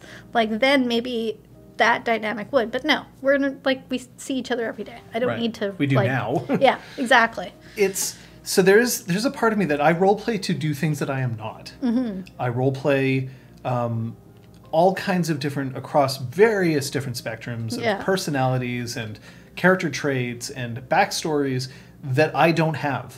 I find it incredibly uninteresting to be like, I'm going to basically play myself. Like, that's not fun to me. It's also why I very much don't recommend people who do the things where like, I'm going to make a character based on me. Like, just try something different. Yeah. That's kind of what role-playing is. And I find that if this was a situation where all things considered, all that mattered was me as a player and you as a player, I'm not interested in that, because that's what... And the other thing that I'll say is I'm more interested in being like, tell me about your character's relationship with somebody else. I want to know that story. And I have my own story, and I can tell you that. And that can help us appreciate what we have. Yeah. And also see maybe where we are... I won't say lacking, but like we learn about things and then maybe it'll adjust our own lives, right? Yeah. We do learn from role playing to a certain extent. And I am super into the idea also that you can role play and develop that kind of like interest and feelings and excitement that you get out of role playing a relationship, and then channel that back into your actual relationship. I'm not saying like, oh, I role play, I get myself worked up and then I go and find my partner. But I do think that there's some value in... I have to read some inspiration first. Doot, doot, doot. I do think that there is some value in experiencing some In much the same way that you can read a book, you can watch a movie, you can listen to music, have that emotionally affect you, and then bring it somewhere else. So there's that. But if I'm the storyteller, and there are 3 players in the game, one of whom is my partner and 2 who are not, we'll even ignore if those 2 are partners, it would be incredibly disingenuous of me to be like, sorry, you don't get to have a relationship. They do. But I think that there's a chance, a possibility, and I don't know if it's on my end, your end, or both, that there's a reason why there have been less love stories between us compared to with Scott and Liz. Not saying that there weren't relationships or that they weren't fulfilling or whatever, but I have not consciously attempted to be like, well, I'm not really going to give either Valeria or Patches or any of your other characters, I'm not going to give them the opportunity to find deep and true love. But I also feel like you have also not been deliberately avoiding that either. I haven't been avoiding it, but I think, now that you mentioned that, I don't think any of those characters were the types that really would have been the romantic We're sort. seeking, yeah, I feel like there was a possibility eventually for Patches. Patches do dialogue, right? I mean, that's the thing. There were times where there were potential, like, she started opening that door to that possibility, but then something always happened to shut it again. And some of that was, character resistance and stuff. Like, I don't think I would necessarily be against playing a romantic relationship with you, but I also think that, especially to start, I wouldn't have wanted to do that, like, right off the bat, because it would just be, I feel like it would be weird for the viewers to be like, I gaze longingly into your eyes and talk about our life together and how nice it is to just exist and cook food and go to the grocery store, because that's fun and relationship-y, right? Like, who the fuck cares? You don't need to watch us talk about this shit. Like, I can say that I love the relationships that we've had in role playing. I think they're super fun. Oh my God, yeah. I think that they're fun and funny and interesting and fascinating. I think that times that the relationships have worked really well are great. I've also really appreciated being able to role play a situation in which our characters who are in, at the very least, a friends with benefits relationship, all of a sudden there's like I think I can do this, and the other one's like, nah, I don't think so. And then there's tension and conflict there. Because I also like the idea that we can have a conflict and then the game ends and we're not like, well, fuck you. yeah, and then, leaving the thing. Yeah. So I would say that there's definitely a difference. I cannot say, oh no, I treat all of my players equally. I don't. I know I don't. But it's not that I think that I deny it. And it's also not that I think that I would enjoy it less, but I absolutely think that there's value in acknowledging that there is a difference between you and I playing and me and Liz or me and Scott playing. Yeah, I think that's fair. Yeah. But it also doesn't preclude that in the future you may come up with a deeply romantic character that you absolutely want to explore that with, and that's fine. But I think maybe some of it might have just been chance, right? Neither Valeria nor Patches. Those weren't stories or characters that I wanted to explore. I mean, I think if Aresta ever really falls for someone, she might be a bit of a romantic in the end, but... Well, now it's Pyres. But also Flavian. Yeah. Different ways. So we'll see. Yeah. But it is a really interesting thing to examine. And of course, in the end, also there comes with a healthy dose of like, I am excited to see Kate go off and have relationships in the context of games that are not me. And I'd hope you'd feel the same way. Oh my god! As I said before, I just love watching your NPCs like interact with people. If I were to say, I love watching your NPCs fuck, but to a certain degree, maybe. Yeah, whatever. I mean, I've seen the smut that Zeron and Sophia are writing each other. You make that sound as if like Liz and I are just secretly like... Ah, yes, the secret chat. The secret chat. No. Yay! Well, good. I'm glad that was helpful, Ellie Spot. Sasri, we are going to get to your question as well, by the way. I've loaded it up. But Yeah, it's part of the reason why I'm super glad, for instance, in Disconcordia, our 24/7 Changeling the Dreaming game on Discord, that a lot of the romance or love or sex are happening in public. And by in public, I mean where all the players can read it and not just some of the players, because I think that that's where it is interesting, that we can all kind of appreciate what's going on.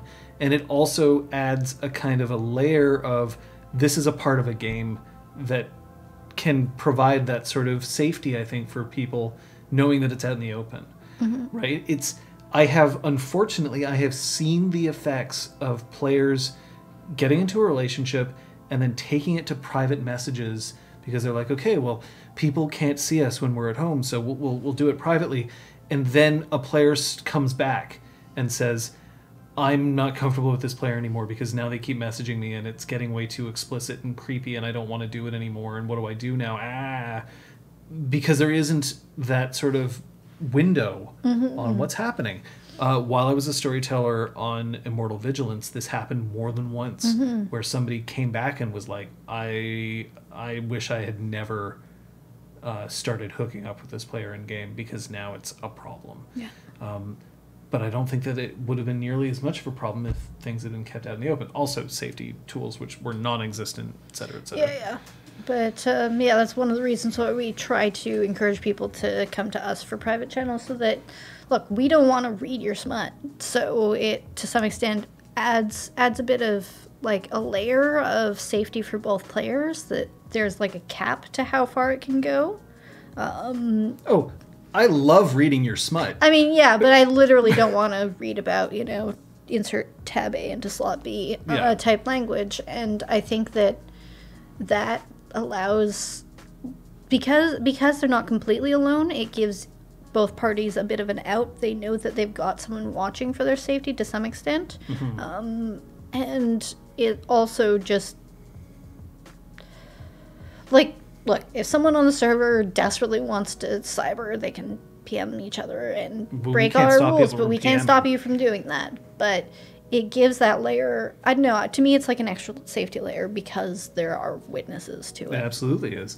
But, like, there's also amazing moments, right? Like, today there was a moment where a character who was wearing boots had to take these boots off. Yes. And I have to imagine that for a lot of people that was a great moment to see and experience and enjoy, even though it was in a private moment between two characters. Popcorn. Right? The idea of popcorn getting popped is fantastic. And that's another thing about sex in terms of role-playing. Oversight is actually going to make it, in my opinion, more fun, but it absolutely makes it safer. Yeah. Do not find yourself in a position, or rather, be very careful about finding yourself in a position where you are role-playing sex with someone else privately. It can be done. It doesn't necessarily have to mean that things are bad, but that's where things can go wrong. Because all of a sudden, now you're isolated. Yeah. And isolated is where bad things can happen, even unintentional. Yeah. But bad things. So. I think that's probably it for questions from me. Like, this seems more of a specific RPG Clank advice. So. Well, here, why don't we just toss this out here? If anybody has any questions specifically for Kate, or for the two of us, now's the time. Otherwise, I will bid you adieu. But we're going to keep you around for another 2 minutes until 6:30. Great. Unless those questions come in. While that's happening, I am going to bring up 80 Sassery. I don't know if you have any more topics there, but if not, my upcoming Changeling the Dreaming game, 2 players in a relationship, any advice how to prepare, not sure related to the stream, so pick up a question if you want. I am going to bring this, I'm going to ask you, you're now a player, you're in a relationship with another player. Yeah. Why are you, can you say in a very simple terms why you felt okay doing that? We sort of discussed it when you first... So I guess I might clarify, is it that 2 players are dating and they're both going to sit down at the table and make characters? Or is it that there are 2 players who've decided that their characters are together in the game? Because those are 2 different things. If you can clarify, so I don't spend 5 minutes talking about the wrong thing. Yeah, Yeah. that's the other thing. As soon as I read it out loud, I was like, wait, which one does Which this one mean? is it? Yeah. Two characters are in an IRL relationship. So I guess it would be good to, like, at a session 0, or maybe even before that, if you're already talking to them about it, ask what comfort level they have with relationships in the game in general, just existing, playing romance, how far that goes, and if there are any limitations. If they don't, like, if, they're like, oh, I feel like I would feel jealous if I saw my partner in a romantic relationship with another character, things like that. So I think it's good to put relationships as an item on your session 0 personal checklist, right? Whatever notes you've got for yourself. And the comfort level at the table as well, because if they're like, oh, well, we want our characters to be dating, maybe everyone else at the table is going to be like, gross, I don't want to watch you two, like, playing out your own relationship in character. No. When it's actually you two, getting... We even discussed at our table whether it would be okay for two people to hold hands at the table, and the answer was no. Yeah. I mean, like, small gestures we like high-fived okay. and, shake hands and stuff, but yeah. But, like, we said no. Now, our reasons for saying no are actually physical more than anything else, because... For consistency. Yeah, one of us is shut off from the others, so we can't do that. I know, because otherwise you and Scott would be making out every session. But yeah, it's also going to protect you. If you do a session 0 and you find out what it's like, what you don't want is for somebody to stalk up to you at the end of the session being like, what's the matter? You moving in on my man, yo? Or whatever. Yeah. But you can say, like, well, we talked about this. Yeah. And obviously someone can revoke their consent. Yeah, consent can change, but at least if you have a baseline, you know where to start, rather than sort of jumping into the middle of the pool and realizing you can't swim. Yeah, it's going to be a way to be able to protect yourself and say, we talked about it, we can absolutely do that, but, like, I had your consent, which is why I did it. It's totally fine if now that consent is no longer there. Yeah, yeah. And I don't think there's other questions coming in for you. So thanks for coming having on us. Do you want the green screen back? No, you can just pull the chair out, though. I mean, we might as well.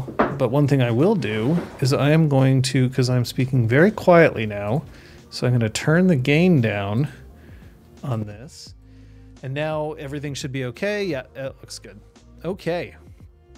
Yeah. I mean, it's always fascinating to get other people around because I really am interested in their opinions and what they have to say. But I am... I'm happy, honestly, when people even disagree. I don't want to be right all the time. That sounds really boring. It sounds like a boring way to go through life. But it's also something that I acknowledge in my situation. You love my room very clean and in order. Well, I mean, right now it's just IKEA furniture behind me. But yeah, if you look, I mean, you can have a look for a second. There's elements of work, various role-playing elements that you might be able to find. Right there, these are Order of the Stick books, which is a webcomic that is nominally a parody of Dungeons and Dragons, but then also kind of evolved into something more. Further on, if on the other side of the Nintendo Entertainment System, those are Changeling books. I had to get rid of a lot of my gaming books a long time ago when I was moving, and I have since realized that honestly the best way to handle a lot of gaming books is to have them digitally. But I passed the books on to people who really wanted to play, so I was happy with that. But I have still some of them remain, and of course I have my Changeling 20th Deluxe Core, which I'm very happy with. My D&D books, which still kind of exist. Exalted is further on down there. You can see Totes the goat is there. That's one of the totes. Yeah. There's, I think you can see just, yeah, it's quite dark, but one of the Exilers is in there as well. So. And those bins down there, oh yeah, well, they're designed for this sort of thing. And in there's a Wii U somewhere. The Wii U that I got when I was working, well, that I had to buy using an employee discount when I was working for Nintendo. Yeah, I see Requiem. I love the idea of talking and talk shows. The thing is, one of the things that we're trying to figure out is how to keep other programming on this channel going, because Clinic Hours is fun, but it's also difficult in a lot of ways. It a lot of times means me coming in and sitting down and being able to talk for 2 hours and hoping that there's enough to talk about. Because it's quite daunting at the beginning when you're like, okay, I feel like I've been talking for a long time. I'm 12 minutes into the stream. Fuck. Okay, what else can I talk about? So I think that discussions are interesting, but I also know that I can't necessarily rely on everybody being available at this time. So we're seeing if we can figure it out. The idea of a talk show would be a really cool idea, but we'd also have to find guests and have to have interesting enough conversations for it. So, I'm a fan of this. This isn't actually, so this is my office. I actually work out of here.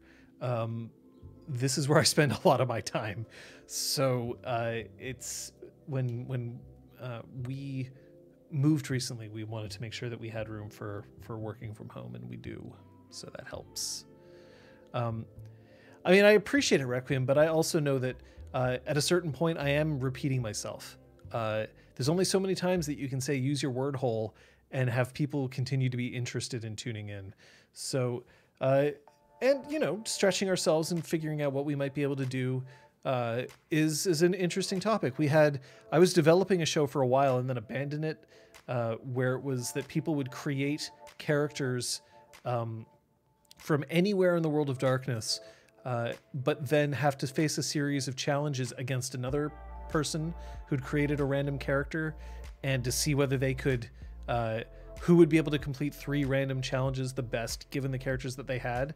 But then I realized that, because this was like an idea of how do you play with mechanics a little more, because I do a lot of specifically like role-playing stuff. But then I realized that there wasn't a way for me to be able to do it where it would have been clean and efficient, especially because the rules are things that if you don't know them backwards and forwards, it can be rough. And then we're also involving a whole lot of different game lines: vampire, werewolf, mage, changeling, hunter, mummy.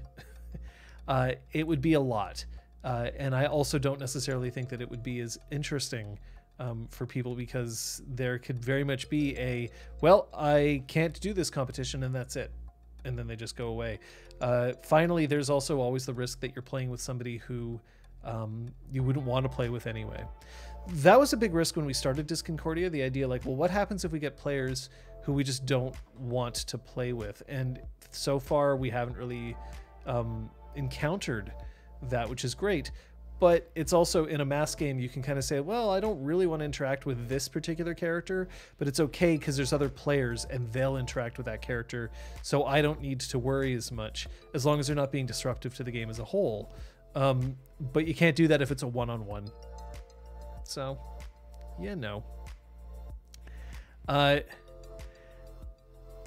it's a thing. Yeah, by the way, if you're getting rid of your gaming books, donate them. Find somebody who wants them and give them to them. Find a niece or a nephew. Go to a school and donate these books. Go to a university and donate these books. People will want them. You could change somebody's life by giving them a role-playing book, quite literally. It set me on the course that I am now, in terms of my hobbies, in terms of my friends, and in terms of my career. For some people, it might be the key for them unlocking truths about themselves that they weren't willing to admit. It could be the thing that breaks somebody out of a antisocial shell, finding another way to interact with people. It can quite literally change lives. So if you don't need a book anymore, donate it. If you're like, I don't think I'm ever going to play 4th edition D&D ever again, someone might. It's not worth it to say, oh, but I think they should be playing 5th edition instead. Pass along that 4th. Someone is going to enjoy it. Someone will love it. Guarantee you.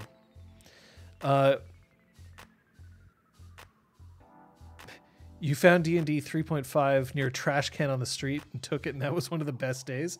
Yeah. Yeah. I can agree. But yeah. There are also stores out there who will buy back books. I mean, obviously, if it's a store, they're not going to buy it back for maybe as much as you'd be able to get if you sold them on eBay or Kijiji or Craigslist or whatever. But one of the best things you can do is just find somebody who is new to it and pass it along. It makes a difference. So this book, this is Kithbook Knockers. Here. Kithbook Knockers was the first role-playing book I bought in the Changeling line, because I was borrowing my sister's copy of the core book, and I loved it so much. I bought this, and then I held on to it for a long time. I then, at one point, I lent it to somebody because they were interested in playing a knocker, and I thought I'd lost the book. And at first I was really sad. And then I realized, but somebody out there is probably really enjoying playing a knocker. But then the book came back to me. So anyway, the Kithbook Knockers is actually one of the better Kith books out there. I find that it gave knockers a lot to flesh out. There's a lot of different books. The best Kith books I find are Knockers is great. Red Caps is fantastic. Kithbook Red Caps is great. Kithbook Puka is also very strong.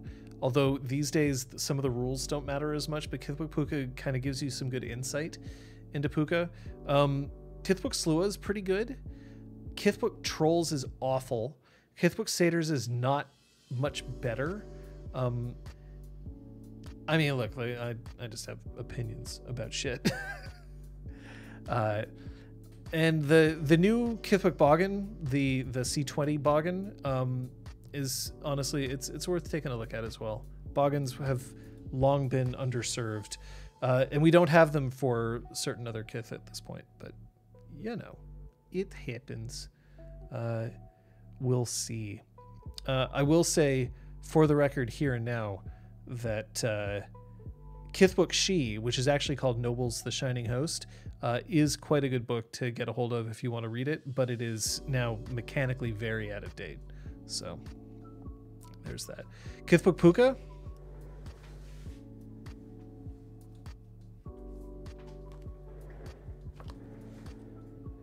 Kithbook Puka has a lot of good stuff into it. A lot of the art's kind of questionable, unfortunately, in this one. This is not some of my favorite art that I've seen in a game, but it is an excellent book. It is worth examining. But of course, if you really want a good book,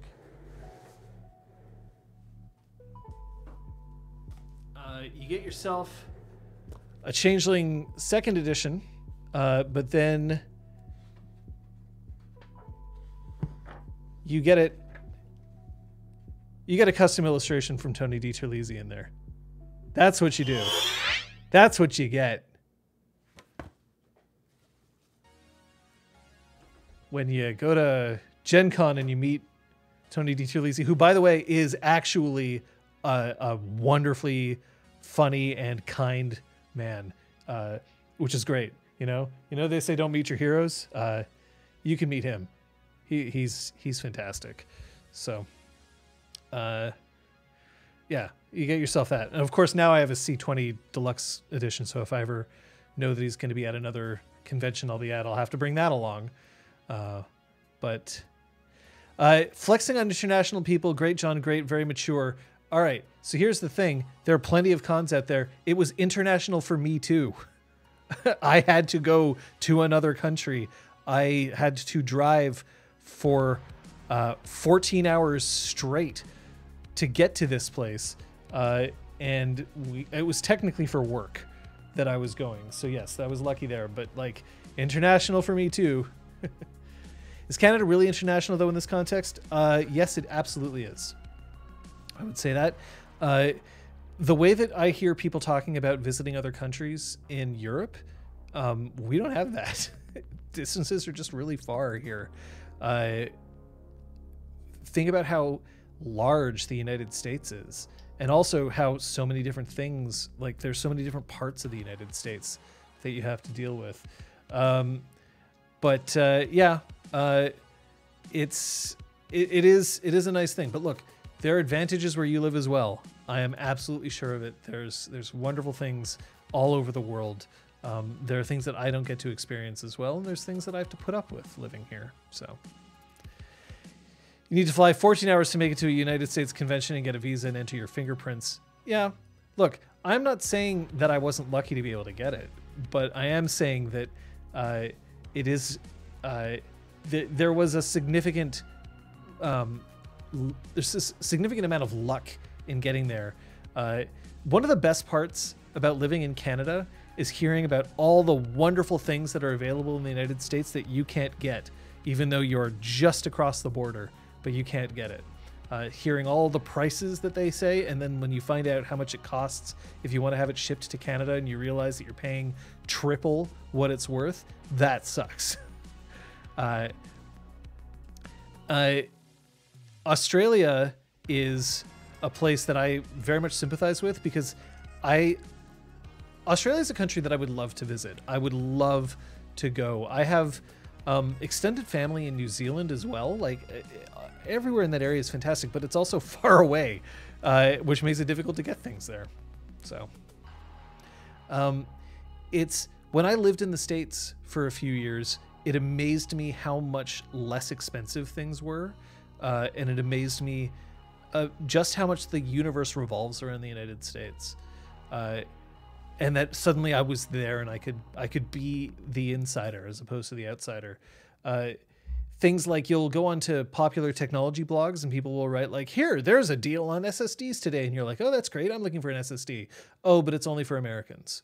Or if you're lucky, oh, it's for Americans and people in the UK.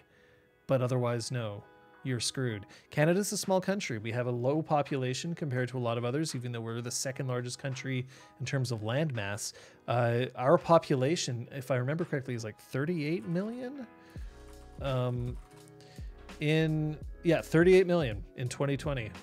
Right on the nose. We're tiny. So people don't pay attention to us. Why would they? You have great hummus there. Yeah, no, it's great. Like, honestly, all of that's great. 38 million total in the entire country. That was 2020. We just had a census, so that'll probably be updated soon, but no. And like 9 out of 10 people live within they live within about 200 kilometers of the United States border. It is still 4 Swedens. And look, Sweden's a great country. But small countries tend to stick together a little bit.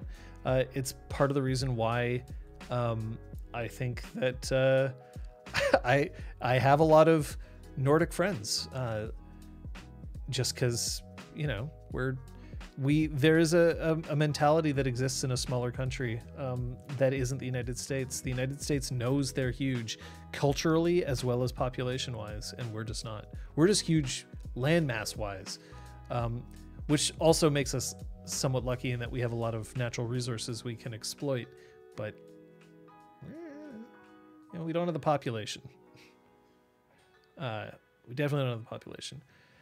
200 kilometers is a lot of mass. 200 kilometers is not a lot of mass when you consider that Canada, in terms of height alone, is, like, I forget exactly how tall it is. Let me see here. We are close to 10 million square kilometers of territory. So that's something. And we stretch from the 42nd parallel almost all the way up to the North Pole.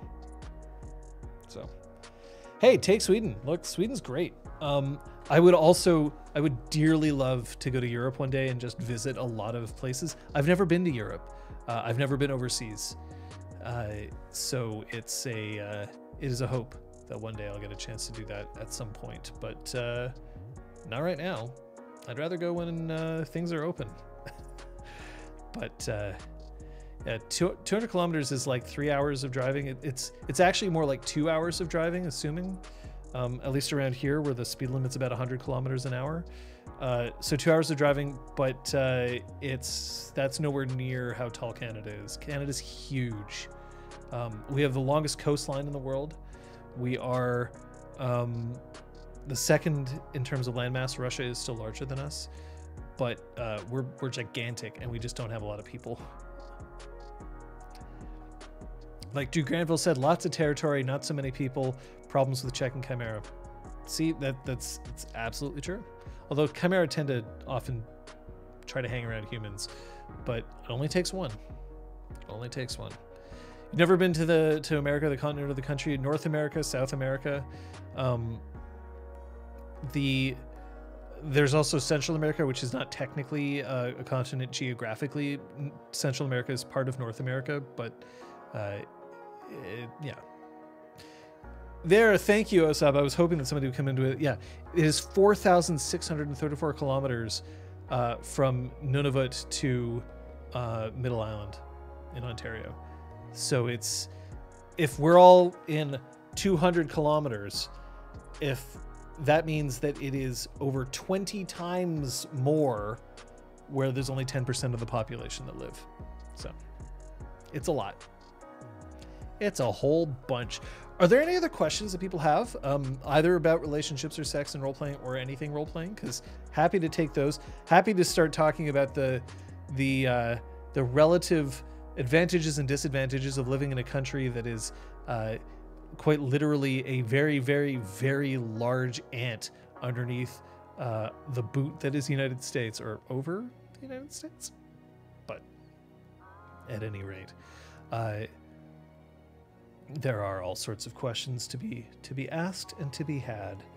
I will say that out there, seeing as how at the moment we are playing in a server where it is possible for you to play with us directly, if out there I am ever engaged in a relationship with one of your characters, be it a friendship, a romance, or a torrid sex affair, I hope that you are happy with the game.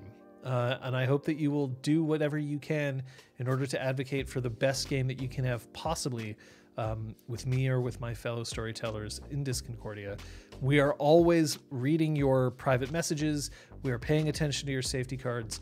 We ask you about your lines and veils. We try to respect them as best we possibly can, because it is important for us that you have fun. It's important for us that we have fun too, bluntly, but I have to imagine that it's going to happen to more than one of you out there, that you'll have a relationship on that server, and that some of you may even end up in a relationship with an NPC. So it is there as well. Why do you feel called out, Elizabeth? Why is there being called? Why is there calling out? I didn't intend to call anyone out. What advice would I give someone who's being a bit chicken on submitting their character sheet? Okay. I will answer this question because I think that it is critical. It's a game, and the worst thing that can happen is, hopefully, I mean, without going to the extreme worst, but the worst thing that'll happen is that you'll submit your character, you won't have fun, and you'll stop playing. Of the players who have submitted to Disconcordia, I will pull this up. Just because I think I have it open here. If I look at our player index right now, our PC index is here. Of the PCs that we have here, we have had 25 characters sanctioned in the game. I would say of those 25, we have 1, 2, 3, 4, 5, 6, 7, 8, 9, 10, 11, 12, 13, 14, 15, 16, 17. So of those 25, 17 are seeing regular play. And others are not. Actually, when I say 27, 25, it's actually closer to 20, 30, 31. We do not resent anybody who submits a character sheet and can no longer play. Whether it's because it's just not for them, whether it's because they're just too chicken, as you say, to play, which is not the term that I would use. It's okay. All of it is fine. Torrid. Elizabeth, Torrid is fantastic and wonderful, and I will not have you forget that various Torrid affairs have been specifically between your characters and my characters, so we'll just have to live with that. So if you sign up and it doesn't work out, no one's gonna think worse of you. But as Osub said, which I think is an important point, and also a very relaxing or calming point, I think, for a lot of people. If I can bring this back in, it's that your first scene is going to be the hardest. Having the guts to walk in is rough, and you also may find the first time that you walk in, if there's like a huge event going on in the Freehold, people may not necessarily immediately go out of their way to come and talk to you. But we have players who are doing very specifically, they're going out, they're seeking out people who are sitting alone, they're seeking out people who aren't as in the groove yet, and they're trying to bring them into the game. We have wonderfully friendly players, and that's something that I wish more role-playing servers had. You will find people who will talk to you. It might take a couple of times, it might take a few sessions to really feel that you've got a handle on things and that you've got the ball rolling. But once it's there, it's a lot of fun. And if you don't get there, that's okay. But you miss 100% of the shots you don't take. So I would recommend that if you're curious, if you have questions about creating your character, throw them into the server. Players will help you. Storytellers will help you. If you are ready for sanctioning, the average character is sanctioned in under 20 minutes. Most characters are sanctioned under 5, assuming that there isn't a mistake on the character sheet or something that was left out. We are open. We are mostly focused on making sure that you can get into game and having fun. We're not about paperwork. We're not about justification. We're about you enjoying every moment of your game. And yes, you absolutely can just ask somebody out of character. If you're like, hey, I'm new and I want a chance to meet somebody, just ask out of character. Somebody will be able to pop in and customize your experience for you. People will do that. It'll be a lot of fun. But it's a good group, and I don't think it's an overwhelming group. There are a lot of active players, which makes it a lot of fun. There's almost always some game going on if you're interested, but there's no responsibilities that are placed upon you other than the oath that every single player has to take when they're sanctioned, which says that they will promise to do their best to make the game for everybody. And so far, that's been what my experience is with our player base. People are focused on making sure that everybody has a great time. Folks, it has been a pleasure doing this, but there will be more streams coming up. Tomorrow, I believe that there is more Punch Effect over at twitch.tv/Elizabeth A. Neal. That's at 6 p.m. Eastern Daylight Time.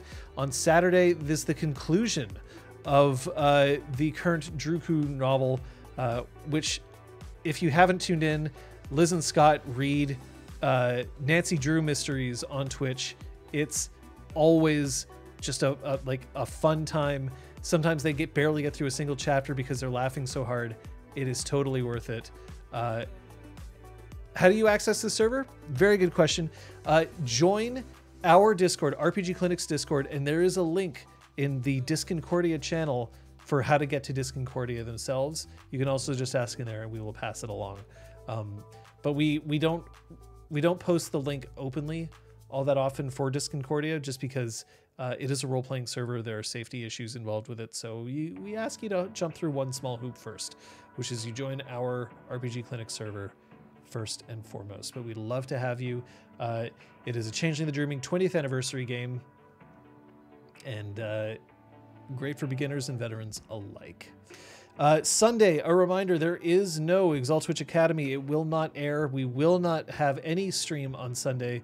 It is Canadian Thanksgiving and we will be otherwise occupied. But we thank you. We don't take breaks very often, but when we do, we know that you'll stick by us and we really appreciate it. But that's what's coming up this week. Thanks so much. I hope to see some of you on our Discord or on our game. We'll see you next time.